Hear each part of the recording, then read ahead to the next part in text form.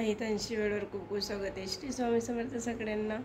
तर 2-3 दिवस झाले ब्लॉग नाही टाकले, कारण तेच आज जसं मी म्हटले की 2 दिवस झाले आजारी पडलेले. हितूचे पप्पा रिकवर झाले, हितांशी रिकवर झाले आणि आता 3 दिवस झाले मी हॉस्पिटलाइज आहे.